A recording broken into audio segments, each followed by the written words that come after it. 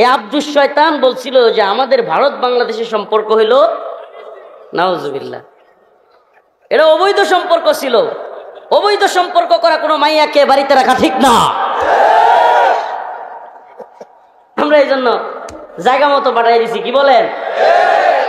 এখন ওখান থেকে ষড়যন্ত্র চলছে, চলমান, কিভাবে এই দেশকে ধ্বংস করে দেওয়া যায়। এমনকি ওখানে গিয়া বাংলাদেশে ভারতীয় বাহিনী যেন আক্রমণ করে সেটাও চাইছিল। আল্লাহ পাক আমাদের এই ভূখণ্ডকে ইসলামের জন্য, দ্বীনের জন্য কবুল করুক, বলেন আমিন। 5ই আগস্টের আগে, মাত্র তো 5 মাস হইল, 5ই আগস্টের আগে দেখেন নাই, 2 চোখ যেদিকে যায় সব মনে হইতো আওয়ামী লীগ। 2 চোখ যেদিকে যায় সব, আমরা জেলে গেছি, কারাগারে, রিমান্ডে, কিংবা যে কোনো জায়গায়, হায় রে অফিসার সব আওয়ামী লীগ। এখন দেখি রাতারাতি সব বিএনপি। কি সর্বনাশ, কি সর্বনাশ যে এতদিন এই লোকগুলোই আওয়ামী লীগের চামচামি করতো, এরাই এখন খোলস পাল্টায়া বিএনপির চামচামি শুরু করছে। এটা একবার জোরে সুরে বলে আসছিলাম যে এরাই চরিত্র পাল্টাইতে এদের ন্যূনতম সময় লাগে না। কারণ কি জানেন, এদেশের গণতান্ত্রিক যত রাজনৈতিক দল আছে এরা আদর্শিক কেউ না, এদের ন্যূনতম কোনো আদর্শ নাই। সুবিধাবাদ জিন্দাবাদ, সুবিধাবাদ, সুবিধাবাদ জিন্দাবাদ। আদর্শ আসলে আদর্শিক ইসলাম ব্যতীত অন্য কোন জিনিস আদর্শিক হয় না। সুবহানাল্লাহ। ইসলাম একটা আদর্শিক শক্তি। ইসলাম একটা, আফগানে মুসলমানরা বিজয়ী হইল কেন? আফগানে রাশিয়া কিংবা আমেরিকার কামান, বিমান, ড্রোন, মিসাইল কোনোটা কি আফগানের তালেবানদের চাইতে কম ছিল? হ্যাঁ, কম ছিল? বেশি ছিল। তবুও আফগানের মোল্লারা কেমনে বিজয়ী হয়েছে? একটাই কারণ, আদর্শিকভাবে তারা শক্তিশালী ছিল। এই জন্য আমাদেরকে আদর্শের জায়গাটা বুঝতে হবে। আদর্শ 10টা মানুষ যদি, 10টা মাত্র কয়টা, 10টা মানুষ যদি আদর্শিকভাবে একেবারে গোড়া হয়, শক্তিশালী হয়, এই 10টা মানুষ পুরো পৃথিবী চেঞ্জ করে দিতে পারে। কেউ তাদেরকে চেঞ্জ করতে পারবে না। তারা মরলে কমবে, তারা মরলে কমবে, কিন্তু আদর্শিকভাবে যদি চেঞ্জ না হয় অসম্ভব তাদেরকে চেঞ্জ করা। তারা বাড়াবে, লোক আস্তে আস্তে কি করবে, দাওয়াত দিয়ে দিয়ে তারা কি করবে, বাড়াইতে থাকবে। এই জন্য আদর্শিকভাবে শক্তিশালী হওয়া, আল্লাহর জন্য ভালোবাসা, আল্লাহর জন্য ঘৃণা, কোনো দলের জন্য না, মতের জন্য না, নেতার জন্য না, নেত্রীর জন্য না। কোনো দল নাই, কোনো মত নাই, কোনো নেতা নেত্রী নাই। আমার আল্লাহর বিরুদ্ধে গেলে আমরা কাউকে মানি না। এটা মুসলমানের আদর্শের জায়গা, এটা মুসলমানের। ওই যে কথাটা বললে জেলে, এটা দেখাইছে আর কি, আসলে এটা বিষয় না হুজুর, এটা কোনো বিষয় ছিল না। ওই যে প্রধানমন্ত্রী মানি না, রাষ্ট্রপতি মানি না, এই বক্তব্য, এটা কোনো কিছুই না। মূল কারণটা ছিল মোদি বিরোধী আন্দোলনে কেন শরীক হইলাম। আল্লাহ পাকের দরবারে অসংখ্য গণিত শুকরিয়া যে আল্লাহ পাক আপনাকে আমাকে কোরআন সুন্নাহ থেকে কিছু কথা বলবার এবং শুনবার তৌফিক দান করেছেন। সেজন্য অন্তরের অন্তঃস্থল থেকে কালিমাতু শুকর আদায় করে স্বতঃস্ফূর্ত আওয়াজ করে বলি আলহামদুলিল্লাহ। প্রিয় উপস্থিতি, আমি আপনাদের সামনে ইসলামের মৌলিক একটা আকীদা, আল ওয়ালা ওয়াল বারা, আল্লাহর জন্য মুহাব্বত, আল্লাহর জন্য ঘৃণা, এই বিষয়ে কথা বলতে চাচ্ছি। ইসলামের মৌলিক একটা আকীদা, আল্লাহর জন্য মুহাব্বত, আল্লাহর জন্য। আমরা কাউকে ভালোবাসবো কার জন্য? আল্লাহর জন্য। কারো বিরুদ্ধে দাঁড়াবো সেটাও কার জন্য? ব্যক্তিগত কারণে না, ব্যক্তিগত কারণে, ব্যক্তিগত খায়েশাতের জন্য না।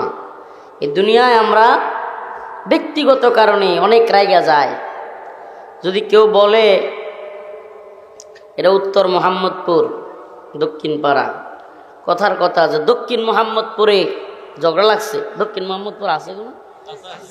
আচ্ছা, যে দক্ষিণ মোহাম্মদপুরে তোর ভাইকে কেউ মারছে, কেন মারছে, তার ভাইয়ের অপরাধ কি, না তার ভাইয়ের কোনো অপরাধ আছে না নাই, কিচ্ছু জানার দরকার নাই, লাঠি একটা নিয়ে দে দৌড় করে, কি করে না? কিন্তু আল্লাহর জন্য, রাসূলের জন্য হইলে এতটা ক্ষোভ অন্তরে আসে না। এইটাই কি বলে যে আল্লাহর জন্য মুহাব্বত, আল্লাহর জন্য ঘৃণা। যদি মুহাব্বতটা আল্লাহর জন্য হইতো, দ্বীনের জন্য হইতো, তাহলে ব্যক্তিগত পারপাসে চিন্তা আসবে যে কেন আমার ভাই কি অপরাধ করেছে, কি হয়েছে। প্রিয় ভাইরা আমার, আর রসুলের শানে যদি হয় কোনো কথা নাই, বার্তা নাই। আল্লাহর নবীকে নিয়ে কেউ কটূক্তি করছে, সাথে সাথে খেপা যাবে। এটা ইমানি গায়রত, এটা ইমানি গায়রত। আল্লাহ পাক অন্য এক আয়াতেও মুমিন বান্দাদের পরিচয় এভাবে দিচ্ছেন, ইয়া আইয়ুহাল্লাযীনা আমানু মান ইয়ারতাদ্দা মিনকুম আন দীনিহি ফাসাউফা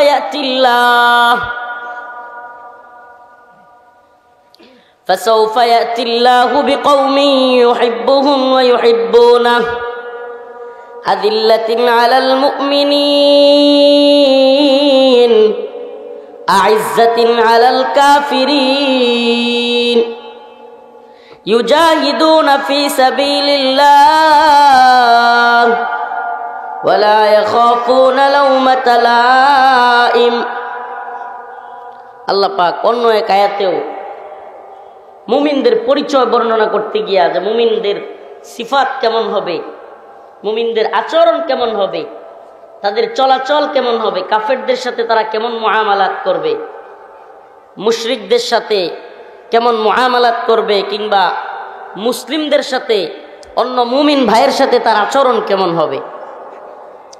যে আয়াতে কারিমা তিলাওয়াত করেছি সেখানে আল্লাহ বলতেছেন, মুহাম্মাদুর রাসূলুল্লাহ والذين معه أشداء على الكفار। আল্লাহর নবী সাল্লাল্লাহু আলাইহি ওয়াসাল্লাম এবং তার সাথীরা যারা ছিলেন তারা ছিলেন আশিদ্দাউ আলাল কুফার রুহামাউ বাইনাহুম, কাফের মুশরিকদের সাথে শক্ত, মুমিনের সাথে নরম। যে আয়াত আগে তিলাওয়াত করলাম এখানে আল্লাহ বলতেছেন আদিল্লাতিন আলাল মুমিনিন, মুমিনদের ব্যাপারে নরম, আইজ্জাতিন আলাল কাফিরিন, কাফেরদের ব্যাপারে শক্ত। ইউজাহিদুনা ফি সাবিলিল্লাহ, প্রকৃত মুমিনের আরেকটা গুণাবলী হলো সে আল্লাহর রাস্তায় জিহাদ করে। ওয়ালা ইয়াখাফুনা লাওমাতা লাইম, নিন্দুকের নিন্দার পরোয়া করে না। সুবহানাল্লাহ, নিন্দুকের নিন্দার পরোয়া করে না। সুবহানাল্লাহ, নিন্দুকের নিন্দার পরোয়া করা যাবে না। দ্বীনের কাজের ক্ষেত্রে কে কি বলল, দ্বীনের কাজে আপুষ্কামিতার সুযোগ নাই। দ্বীনের কাজে, দ্বীনের প্রশ্নে, ঈমানের প্রশ্নে ব্যক্তির জরুরত, ব্যক্তির খায়াসাত এগুলোর কোনো জায়গা নাই। ব্যক্তি বিপদে পড়বে নাকি এটারও কোনো জায়গা নাই, কারণ যেখানে ঈমানের প্রশ্ন সেখানে চুপ থাকার কোনো সুযোগ নাই। ঈমানের প্রশ্ন তো মুমিনের সিফত তো এটা হওয়া উচিত যেটা এতক্ষণ বললাম, যে তারা কাফের মুশরিকদের ব্যাপারে শক্ত, মুমিন এক মুমিন আর এক মুমিনের ব্যাপারে নরম, রহমদিলওয়ালা, স্যাক্রিফাইস করবে, একজন আর একজনকে সাথ দিবে। ঠিক আছে ভাই, ছেড়ে দিলাম, মনে কষ্ট রাখবে না। এখন আমাদের আচরণ হয়ে গেছে পুরাই উল্টা। আমরা মূর্তির দারোয়ান, মন্দিরের দারোয়ান, টঙ্গিতে পালোয়ান। আমাদের চরিত্র এরকম হয়ে গেছে না, যে আমরা মন্দিরে গিয়া দুর্গা পূজায় পাহারাদারি করি, দারোয়ানগিরি করি, মন্দিরের দারোয়ান, টঙ্গিতে গিয়ে আমাদের মুসলমান ভাইদের মাথায় আঘাত করে ফেলি। কি আশ্চর্য কথা! অথচ হওয়ার কথা ছিল উল্টা। উল্টা মূর্তি পূজার বিরুদ্ধে কঠিন, আমি এটাতে যাব তো নাই, পারলে এটাকে কিভাবে আটকায় দেওয়া যায়। মূর্তি পূজার বিরুদ্ধেই রাসূলের সংগ্রাম, কিভাবে তাদেরকে দাওয়াত দেয়া যায়, তাদেরকে মুসলমান বানানো যায়। আর যদি মুসলমান বানাইতে নাই পারি, ওদেরটা ওরা করবে, আমি শুনবো না, দেখবো না। মুমিনের আচরণ হবে এরকম। অথচ এখন কি মন্দিরের দারোয়ান, আর আমি এদেরকে মূর্তির দারোয়ান ডাকি, আর টঙ্গিতে গিয়া পালোয়ান। অথচ হওয়ার কথা ছিল কি টঙ্গিতে দারোয়ান। মুমিন ভাইদের দারোয়ান সাজার দরকার ছিল। মুমিনরা আসবে, ইস্তেকবাল করবে, আসসালাম। আমরা জীবন ভর, আমার বাবা একজন তাবলিগি মানুষ, আপাদৌ মস্তক, আমাকে মাদ্রাসায় দিছে বেটা তাবলিগ করিয়া, মানে তাবলিগি গিয়া বুঝছে। এক লোক একদিন রাগ করে কইতেছে, মানে আলেমদের সাথেই তো ইতাআতিদের দ্বন্দ্ব না, তো এক তাবলিগওয়ালা বাবা একদিন রাগ করে কইতেছে, হুজুর আমরা আলেম না হইতে পারি, আলেমদের বাপ।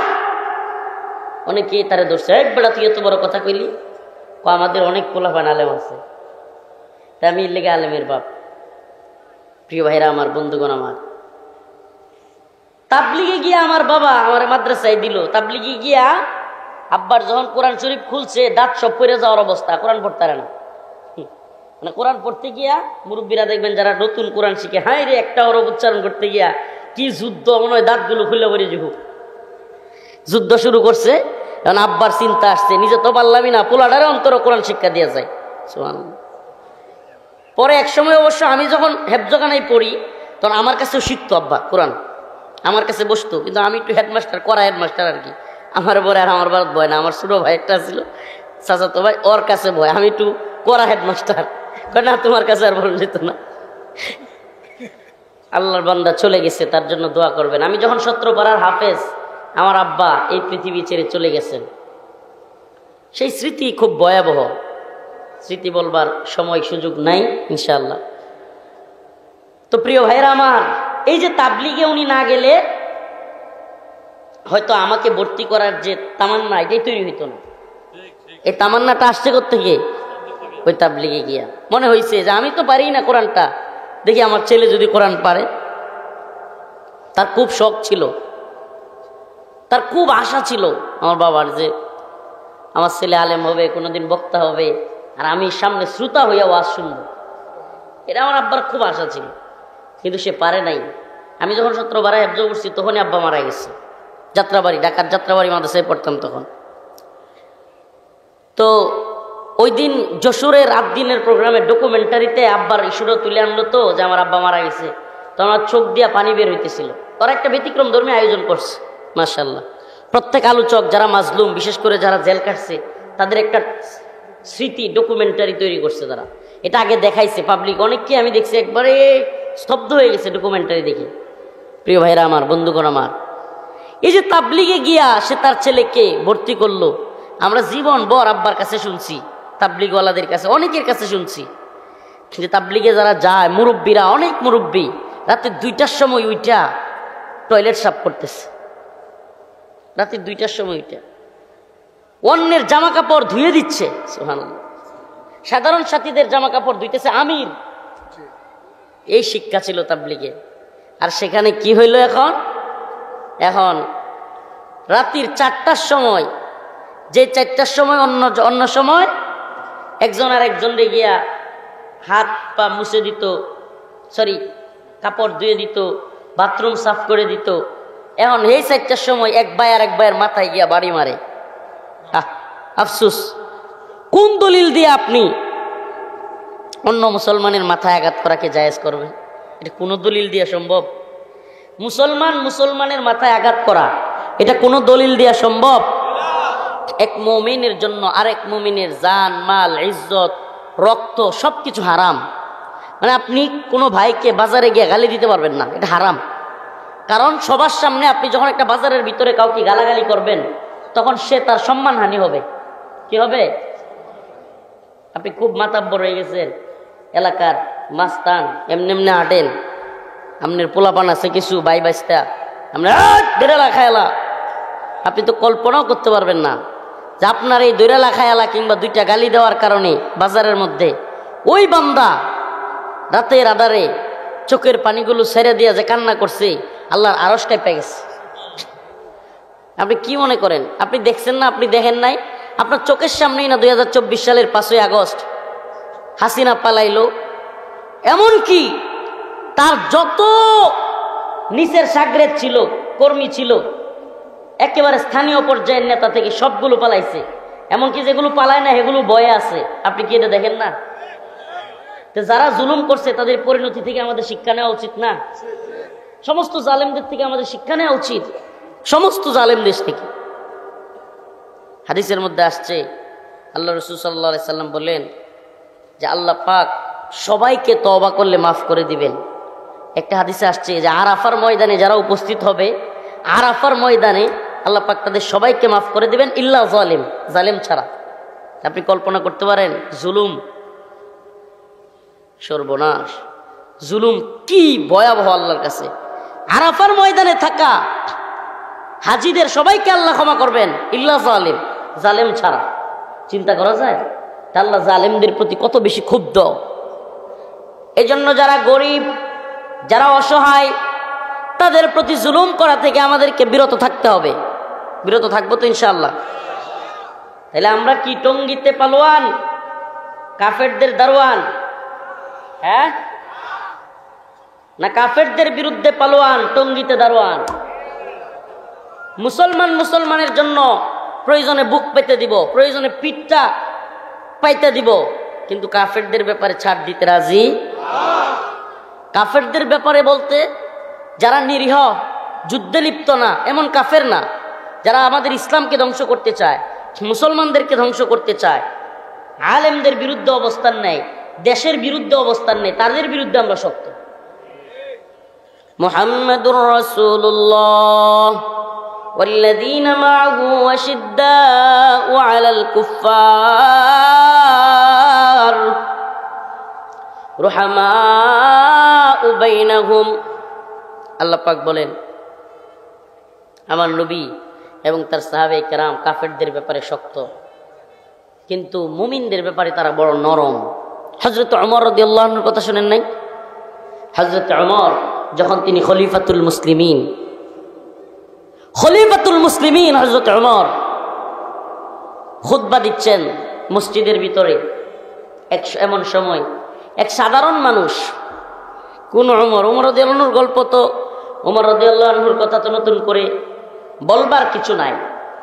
ওমর রাদিয়াল্লাহু আনহুর কথা নতুন করে বলবার কিছু নাই। রাসূল সাল্লাল্লাহু আলাইহি সাল্লামের কথা, লাউ কানা বাদি নাবিয়ান লাকানা উমর, আমার পরে আল্লাহ যদি কারো নবী বানাইতো, কারে বানাইতো? সুবহানাল্লাহ। অর্থাৎ এতে বোঝা গেল রাসূলের পরে আর কোন নবী। তাইলে মির্জা গোলাম আহমদ কাদিয়ানী হ্যাঁ কি কাফের? নবী না কাফের? হ্যাঁ প্রিয় ভাইরা আমার, বন্ধুগণ আমার, প্রিয় বন্ধুগণ আমার, লাউ কানা বাদি নাবিয়ান লাকানা উমর, রাসূল বলেছেন আমার পরে কেউ নবী হইলে কে হইতো? সেই ওমর ইবনুল খাত্তাব খলিফাতুল মুসলিমিন। মসজিদের মধ্যে এক সাধারণ লোক বলতেছে, ইয়া ওমর, আপনার গায়ে জামা দুইটা কেন? মানে হলো বাইতুল মাল থেকে প্রত্যেককে একটা একটা কাপড় বন্টন করে দেওয়া হয়েছিল। হযরত ওমর তার গায়ে দুইটা কাপড়। মসজিদে নববীতে খলিফাতুল মুসলিমিন, সমস্ত মুসলিমদের খলিফা, শাসক। আমি মনে হয় বুঝাইতে পারতেছি না। এলাকার চেয়ারম্যান না, মেম্বার না, উপজেলা চেয়ারম্যান না, মিয়া এমপি না, সমস্ত মুসলিম উম্মার শাসক। আচ্ছা বলেন তো, যদি কোনো এলাকার চেয়ারম্যানরেও একজন সাধারণ লোক কয় তোমার গায়ে এত সুন্দর সুন্দর জামা কাপড়, কাহিনী কি? 2 দিন পরে আর হাত পাও ঠিকঠাক থাকবো? হ্যাঁ। অথচ খলিফাতুল মুসলিমিন হযরত ওমর, উনাকে বলতেছে, ওমর তোমার গায়ে জামা দুইটা কেন? হযরত ওমর তাকে আঘাত করেন নাই, মারেন নাই, ধমকি দেন নাই, বললেন বেটা আব্দুল্লাহ একটু দাঁড়াও, জবাব দাও। আব্দুল্লাহ ইবনে ওমর দাঁড়ায়া বললেন, ভাই আমার বাবার গায়েও জামা একটাই থাকতো, কিন্তু আমার বন্টনে যে নতুন একটা দেওয়া হয়েছিল, আমি আমার বন্টনের জামাটা আমার বাবাকে দিয়ে দিছি, এই জন্য 2টা হয়ে গেছে। সুবহানাল্লাহ বলবেন না? খলিফাতুল মুসলিমিন। এখন আমাদের তো হযরত ওমর রাদিয়াল্লাহু আনহুর ঘটনা শুনতাম যে রাতের আধারে নিজের পিঠে কইরা নাকি বস্তা নিয়ে নিয়ে মানুষের বাড়ি বাড়ি যাইত। আর আমাদের সাবেক প্রধানমন্ত্রী সে হেলিকপ্টারে থাইকে মানুষের দেখতে বন্যায় 3টা শাড়ি নাকি পাল্টাইছিল একদিনে, নিউজও হয়েছিল। এটা কয় শাড়ি? হেলিকপ্টারে থাইকে, তাও কি দিয়া দেয়? হেলিকপ্টার দিয়া। এই তো শাসকদের মধ্যে পার্থক্য। বলবেন হুজুর হযরত ওমরের কথা বললে কি লাভ আছে? এত দূরে যাওয়ার দরকার নাই, একটু আফগানের দিকে তাকিয়ে দেখেন না। আফগানের মন্ত্রীরা, এমনকি উচ্চ পর্যায়ের নেতারা, মন্ত্রীরা পায়ে হেঁটে, সাইকেলে করে, অটো রিক্সা দিয়ে অফিসে যায়। সুবহানাল্লাহ। এটা যেন খিলাফতের রাশেদার আরেক নমুনা। সুবহানাল্লাহ। খিলাফতের রাশেদার নমুনা এমনিতেই হবে। কোরআনী শাসন ব্যবস্থা চালু হলে এমনিতেই ওই নমুনা চলে আসবে। কেন? কারণ কোরআনী শাসনের অধীনে চুরি করবার কোনো জায়গা নাই। আস-সারিকু ওয়াস-সারিকাতু ফাকতাউ আইদিয়াহুমা, সুর এবং সুরনির সাজা আল্লাহ নিজে কয়ে দিছে, ফাক্তাউ আইদিয়াহুমা, তাদের হাত কেটে দেওয়া হবে। সুর চেয়ারম্যান হইলেও হাত কাটা, এমপি হইলেও হাত কাটা, মন্ত্রী হইলেও হাত কাটা, প্রধানমন্ত্রীও যদি সুর হয় তার শাস্তিও হাত কাটা। ওইটার অধীনে আর চুরির কোনো সুযোগ নাই। দাদারে খুশি করতে গিয়া দিদি সব আলেমরে জেলে ভরে দিছে। দাদারে খুশি করতে গিয়া দিদি সব আলেমরে জেলে ভরে দিছে। দাদা খুশি হইল ঠিকই, কিন্তু চেয়ার টিকে রাখতে পারলো না। এখন দাদাও দিদির কাছে, দিদিও দাদার কাছে। ভালো হয়েছে না? ওই যে রাশেদ খান মেনন, সরি কি একটা মন্ত্রী ছিল, আব্দুল শয়তান, মানে আব্দুল মুমিন, ওটার নাম মুমিন আল্লাহর নাম, তো এটা আব্দুল মুমিন কইতে আমার ইচ্ছা হয় না। এর নাম আব্দুল শয়তান। এই আব্দুল শয়তান বলছিল যে আমাদের ভারত বাংলাদেশের সম্পর্ক হইল নাউজুবিল্লাহ, এটা অবৈধ সম্পর্ক ছিল। অবৈধ সম্পর্ক করা কোনো মাইয়াকে বাড়িতে রাখা ঠিক না। আমরা এই জন্য জায়গা মতো পাঠাই দিছি, কি বলেন? এখন ওখান থেকে ষড়যন্ত্র চলছে, চলমান, কিভাবে এই দেশকে ধ্বংস করে দেওয়া যায়। এমনকি ওখানে গিয়া বাংলাদেশে ভারতীয় বাহিনী যেন আক্রমণ করে সেটাও চাইছিল। আল্লাহ পাক আমাদের এই ভূখণ্ডকে ইসলামের জন্য, দ্বীনের জন্য কবুল করুক, বলেন আমিন। প্রিয় ভাইরা আমার, শত্রু মিত্র চিনা আজকের আলোচনা। মুহাম্মাদুর রাসূলুল্লাহ ওয়াল্লাযীনা মাআহু আশিদ্দাউ আলাল কুফফার রুহামাউ বাইনাহুম। আল্লাহ রাব্বুল আলামিন বলেন, আল্লাহর নবী এবং তার সাহাবায়ে কেরাম আল্লাহর জন্য কাউকে ভালোবাসতেন। আশিদ্দাউ আলাল কুফফার, তারা কাফেরদের ব্যাপারে শক্ত। রুহামাউ বাইনাহুম, নিজেরা নিজেদের ব্যাপারে খুবই নরম, সফট। হযরত ওমর নিজের ব্যাপারে কত নরম মানুষ, কত নরম মেজাজ দেখালেন। তার ছেলে আব্দুল্লাহকে বললেন, বেটা জবাব দাও। আব্দুল্লাহ, হযরতে আব্দুল্লাহ ইবনে ওমর দাঁড়ায় বললেন, ভাই আমার আব্বার গায়েও জামা একটাই ছিল, আমার গায়েরটা বাবাকে দিয়ে দিছি। সুবহানাল্লাহ। সেই হযরতে ওমরের কাছে দুই ব্যক্তি হযরতে ওমর রাদিয়াল্লাহু আনহুর কাছে বিচার নিয়ে আসছে। হযরতে ওমরের কাছে বিচার আনার পূর্বে তারা আরো দুইজনের কাছে গেছিল। কয়জন? একজন হলো হযরতে আবু বকর, আর একজন হলো জনাবে মুহাম্মদুর রাসূলুল্লাহ। দুইজন লোক, ইহুদি এবং আরেকজন হলো নামদারি মুসলমান। তারা একবার হযরত আবু বকরের কাছে গেছে। হযরত আবু বকর বিচার ফাইসালা দিলেন ইহুদির পক্ষে। রাসূলুল্লাহ সাল্লাল্লাহু আলাইহি সাল্লাম কাছে গেছেন, আল্লাহ রাসূলও বিচার ফাইসালা করলেন ইহুদির পক্ষে। আসলে এটা ইসলামের সৌন্দর্য। আপনি মুসলমান হন আর যেই হন, সঠিক ন্যায় বিচারের ক্ষেত্রে আপনার বিরুদ্ধে গেলেও ইসলাম এটাই বলে, যার পক্ষে যাবে, ন্যায় বিচার যার পক্ষে যাবে সে বিধর্মী হতে পারে, এতে কোনো ইসলামের কোনো আপত্তি নেই। সুবহানাল্লাহ। দুইজনের কাছে বিচার নিয়ে গিয়াও ওই নামদারি মুসলমান যখন জিততে পারে নাই, ইহুদির পক্ষে রায় চলে গিয়েছে, সে ক্ষিপ্ত হইয়া হযরতে ওমরের কাছে গিয়া বলে, ওমর তাদের বিচার আমি মানি না, তোমার বিচার মানবো।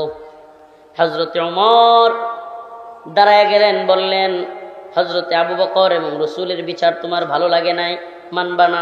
কয় তোমার বিচার মানবো। বলে ঠিক আছে বসো, আমি বিচার করতেছি। ঘর থেকে গিয়া তরবারিটা নিয়ে আয়েশা কল্লার মধ্যে আঘাত করে বললেন, এই হলো আমার বিচার, যে রাসূলের বিচার মানে না, যে আমার রাসূলের বিচার মানে না, এই হলো তার বিচার। দুইটা ঘটনা একই ব্যক্তির। কয়জনের? একই ব্যক্তির দুইটা ঘটনা বললাম। আমিরুল মুমিনিন হযরতে ওমর, তার জামা নিয়ে প্রশ্ন তুললো একজন সাধারণ মানুষ, নিজে কোনো জবাব দেন নাই, মারেন নাই, হুমকি দেন নাই। তার ছেলেকে দাঁড় করাইয়া দিয়া বললেন, বেটা উত্তর দাও। আর যখন আল্লাহর নবীর বিরুদ্ধে চলে গেল, তিনি সহ্য করেন নাই, কল্লা ফেলে দিয়েছেন। সুবহানাল্লাহ।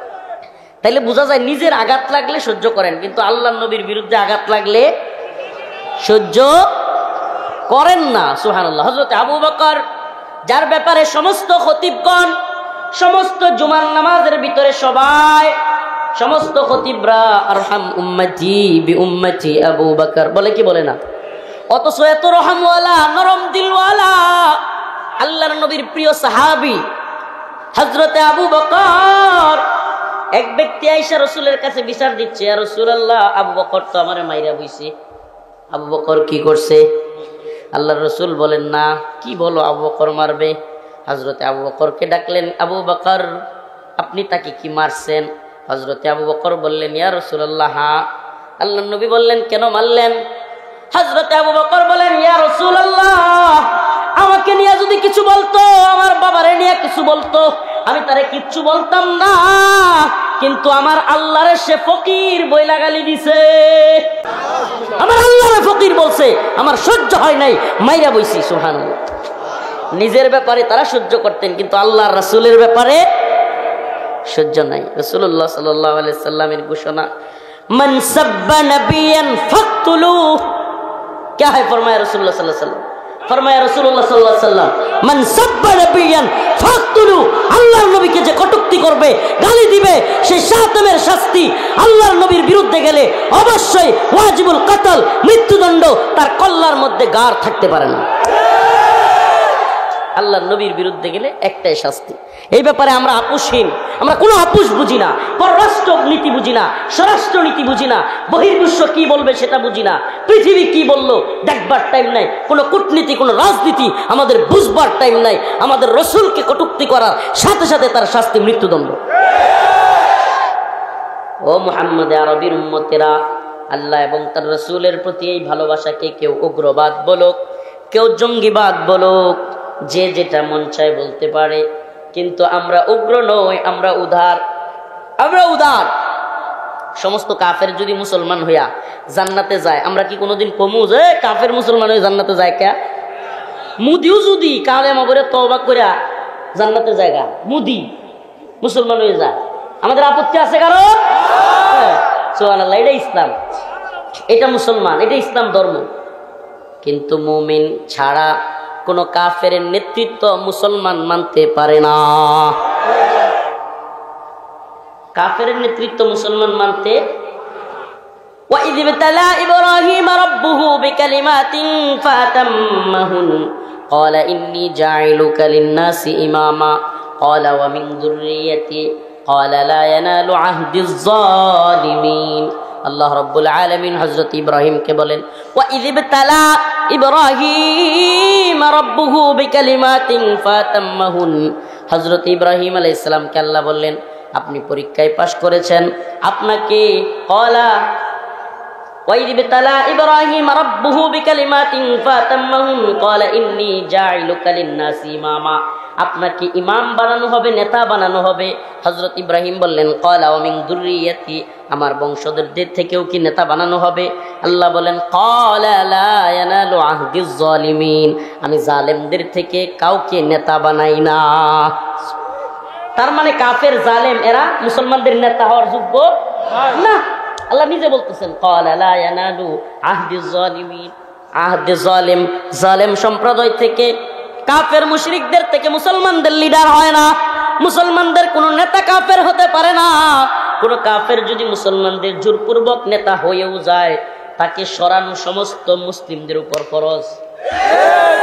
কোন কাফের জালেম মুসলমানদের নেতা থাকতে পারে? মুমিনদের নেতা হবে মুমিন। এজন্য আমি স্লোগান, কারাগার থেকে বের হওয়ার পর থেকে স্লোগান দিচ্ছি, ইম্মা শরিয়া ওয়া ইম্মা শাহাদা, হয়তো শরীয়ত নয়তো শাহাদাত, হয়তো শরীয়ত শাহাদাত। শরিয়া প্রতিষ্ঠা করার আগ পর্যন্ত লড়াই করেই যাব। ইসবিরু ওয়া সাবিরু ওয়া রাবিতু, ইসবিরু ওয়া সাবিরু ওয়া রাবিতু, ইসবিরু ওয়া সাবিরু ওয়া রাবিতু। এটা লড়াই, সবরের লড়াই, এটা ধৈর্যের সাথে এই লড়াই করতে হবে। আল্লাহ বলেছেন, ইন্নাল্লাহা মা'আস সাবিরিন, নিশ্চয় সবরকারীদের সাথে আল্লাহ আছে। এটা লড়াইটাই সবরের লড়াই, একজন আরেকজনের হাতে কামড় দেওয়ার লড়াই। কাফেররা তোমার হাতে কামড় দিবে, তুমিও কাফেরের হাতে কামড় দিলা, দুইজনে কামড়া কামড়ি হতে থাকবে। কেডা আগে বাপ ডাহে, ও বাবা কেডা আগে কয়? মুসলমান জীবনে ও বাবা আগে কইব? কথা কন না।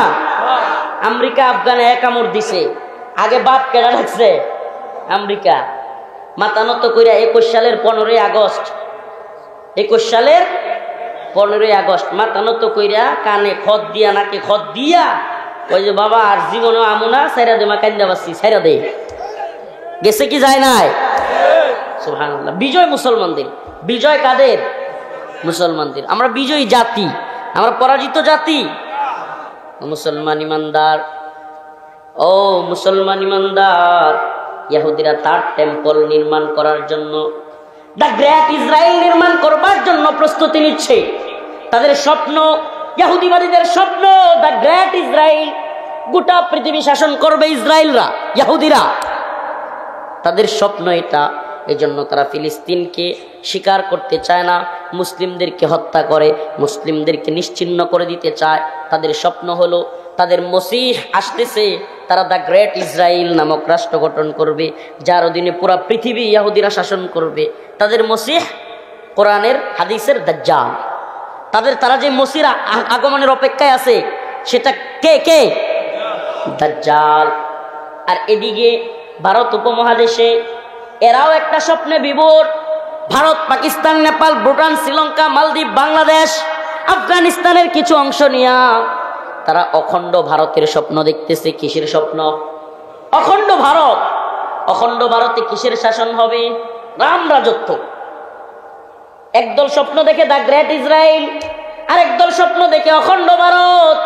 আমরা যেন গোলামি করতে আইছি। আমরা কি গোলামের বাচ্চা রে? হ্যাঁ, আমরা কি এই দুনিয়ায় কাফের মুশরিকদের দ্বারা শাসিত হইতে আসছি? শাসিত হইতে আসছি? মুসলমানরা পুরো পৃথিবী শাসন করবে। ইতিহাস বলে মুসলিমরা বিজয়ী ছিল, মুসলিমরা গোটা পৃথিবী শাসন করেছে, ভারতবর্ষ শাসন করেছে। কবির ভাষায় বলতে চাই, আসসিনু লানা ওয়াল আরবু লানা ওয়াল হিন্দু লানা ওয়াল কুল্লু লানা, আসসিনু লানা ওয়াল আরবু লানা ওয়াল হিন্দু লানা ওয়াল কুল্লু লানা।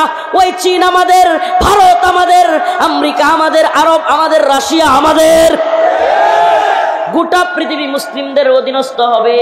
আল্লাহ বলেছেন, আন্নাল আরদ ওয়ারিসুহা ইবাদিয়াস সালিহুন। এই জমিনের মালিক আল্লাহ। জমিনের মালিক কে? আসমানের মালিক কে? ওই আসমানের মালিক, জমিনের মালিক আল্লাহ। কোরআনের মধ্যে বলে দিয়েছেন, আন্নাল আরদ ওয়ারিসুহা ইবাদিয়াস সালিহুন। আমি আল্লাহ এই জমিনকে আমার ইবাদিয়াস সালিহুন, নেককার বান্দাদেরকে ওয়ারিস সূত্রে দিয়ে দিছি। সুবহানাল্লাহ। মালিক কেডা? এখন ওয়ারিস কারা পাইছে? মুমিনরা। কারা? মুমিনরা। তাইলে কাফেরদের বসবাসের সুযোগ কোথায়? কোরআন বলতেছে সুযোগ একটা আছে, আইয়াদিউহুম সাগিরুন। জিজিয়া দিবে, নতজানু হয়ে বসবাস করবে। বেড়াগিরি না, বেড়াগিরি না। জিজিয়া দিবে, গোলামির জিন্দেগি করবে। ঈমান আনবে না, আবার দাম্ভিকতা নিয়ে নেতা হয়ে চলবে। এটা আল্লাহ বলেন না, আইয়াদিউহুম সাগিরুন, নতজানু হয়ে চলতে হবে। এখন সমস্যা হয়ে গেছে, নতজানু তো আমরাই। কামান, বিমান, ড্রোন, এটা সেটার ভয় পাই। ও মুসলমান ইমানদার, ওই কামান, বিমান, ড্রোনের কোনো পাওয়ার নাই। কোনো মুসলমানকে হত্যা করে যদি হত্যা, আল্লাহ যদি শাহাদাত লিখে না রাখেন, সুবহানাল্লাহ কন্যা, যদি তাই না হইতো আফগানের মোল্লারা বিজয়ী হইতো না, যদি তাই না হইতো সিরিয়ার মুজাহিদরা বিজয়ী হইতো না, যদি তাই না হইতো বদরে 313 জন বিজয়ী হইতো না। কাম মিন ফিয়াতিন কলিলাতিন গালাবাত ফিয়াতান কাসীরাতান বিইذنিল্লাহ। আল্লাহ পাক ছোট্ট ছোট্ট দলকে আল্লাহর উপর ভরসা রাখলে, আস্থা রাখলে বড় বড় দলের বিরুদ্ধে বিজয়ী করবেন। এই ঘোষণা কার? সুবহানাল্লাহ। আমার রাসূল বলেন, আমার উম্মতের বাহিনী যদি 12,000 হয়, কয় হাজার? আমার উম্মতের কোন দল যদি 12,000 মুজাহিদের হয়, পৃথিবীর কোন সুপার পাওয়ার নাই ওই 12,000 মধ্যে মুজাহিদের বাহিনীকে হারায় দেয়। সুবহানাল্লাহ। রাসূল সাল্লাল্লাহু আলাইহি সাল্লাম বলেছেন, কে বলেছেন? যেই নবী জীবনে কোনো দিন তার 2 ঠোঁটের মাঝখান দিয়ে মিথ্যা বলেন নাই। মক্কার কাফের মুশরিকরা পর্যন্ত এই কথা স্বীকার করত, বলতো মুহাম্মদ জাদুঘর, মুহাম্মদ পাগল, মুহাম্মদ গণক, নাউজুবিল্লাহ। কিন্তু কোনোদিন রাসূল সাল্লাল্লাহু আলাইহি সাল্লামকে পাগল বলে নাই, সরি মিথ্যুক বলে নাই। তারা পর্যন্ত আলামিন স্বীকার করত, রাসূল বিশ্বস্ত। সুবহানাল্লাহ। তাইলে আমরা কি বিজয়ী না পরাজিত? আমরা কি ওই থার্ড টেম্পল কিংবা ইহুদিবাদীদের গ্রেট ইসরায়েলের অধীনে থাকতে চাই, কিংবা ভারতের অখণ্ড ভারতের রাম রাজত্বের অধীনে থাকতে চাই? আমরা তো গোটা পৃথিবী শাসন করব। হুয়াল্লাযী আরসালা রাসূলাহু বিল হুদা ওয়া দীনিল হক লিযহিরাহু আলাদ দীনি কুল্লি। এই দিন আসছে বিজয়ী হইয়া সমস্ত দ্বীনের উপরে জায়গা দেওয়ার জন্য। এই দিন আসছে কি জন্য? বিজয়ী হওয়ার জন্য, পরাজিত হওয়ার জন্য। মুসলিমরা পরাজিত হওয়ার জন্য আল্লাহ পৃথিবীতে পাঠায়। আল্লাহ পাক আমাদেরকে বিজয়ী জাতি হিসেবে কবুল করুক, বলেন আমিন। চিল্লায় বলেন আমিন। তাইলে আমরা কি ভারতের অখণ্ড ভারতের রাম রাজত্ব কায়েম করনেওয়ালা ওই হিন্দুত্ববাদী মুশরিক মালউনদেরকে দেখা ভয় পায়? ভয় পায়? কুমিল্লাদু দখল করবার কথা কয়, দিবেননি? ও কুমিল্লার যুবকেরা দিবানি? উম্মার যুবকেরা তোমাদেরকে বলি, সীমান্তের কাঁটাতারে যদি এরা আমাদেরকে হুমকি দেয়, ধমকি দেয়, ঢুকতে চায়, আমরা বলি ঢোক। উম্মার মুজাহিদদেরকে নিয়া, যুবকদেরকে নিয়া, কেসিয়ার চাকু নিয়া তোদের মুসলমান করে দে। শয়তানের দল, শয়তানির একটা জায়গা নাই না? রেডি আছেন তো ইনশাআল্লাহ? আমরা কামান বিমানের পরোয়া করি, ভারতের গোলামি করি, ইসরায়েলের গোলামি করি। আমরা কার গোলাম? আরে চিৎকার করে বলো না, কার গোলাম? গোলামি করি কার? আমরা আল্লাহর গোলাম। আকাশ বাতাস ফাটায়া জানায় দিতে চাই, আমরা কার গোলাম? আমরা পৃথিবীর কোনো তাগুতের, কোনো জালেমের গোলাম না। আল্লাহ পাক আমাদের সবাইকে মর্দে মুজাহিদ হিসেবে দ্বীনের জন্য, শাহাদাতের জন্য কবুল করুক, বলেন আমিন। আরো জোরে আওয়াজ করে বলেন আমিন। তাইলে আমাদের মুহাব্বত মুমিনের প্রতি। আদিল্লাতিন আলাল মুমিনিন, মুমিনের ব্যাপারে নরম। আইজ্জাতিন আলাল কাফিরিন, তাগুতের ব্যাপারে, কুফুরের ব্যাপারে, শিরিকের ব্যাপারে আমরা খুব গরম, শক্ত। মুমিন ভাইয়ের ব্যাপারে নরম। তাইলে টঙ্গিতে আমরা হব দারোয়ান, আর মুশরিকদের বিরুদ্ধে রাজি আছি তো ইনশাআল্লাহ? মুমিনদের জন্য দারোয়ান, কাফিরদের জন্য যদি ইসলামের বিরুদ্ধে দাঁড়ায়, নাসরুম মিনাল্লাহ ফাতহুন করিব, আমার জন্য খাস করে দোয়া করবেন। সেই হরুয়া, বড়রা হরুয়া যাইতে হবে। কখন যাব আল্লাহ জানে। এই কমিটি, এই আল্লাহর বান্দারা, এরা ওই আগে যেখানে ছিলাম ওখানেও গেছে, এখনো গাড়ি নিয়ে আমার পিছনে পিছনে ঘুরতেছে। আমার জন্য খাস করে দোয়া করবেন ইনশাআল্লাহ। হুজুর বুজুর্গ মানুষ, আল্লাহ পাক হুজুরের জন্য এখানে আসছি, হুজুরকে কবুল করুক। আপনাদের এলাকার সন্তান ইনশাআল্লাহ। আল্লাহ যদি আবারও কখনো বাঁচায় রাখেন, তৌফিক হয়, যোগাযোগ করে ইনশাআল্লাহ আসার চেষ্টা করব। আল্লাহ পাক আমাদের সবাইকে কবুল করুক দ্বীনের জন্য, বলেন আমিন।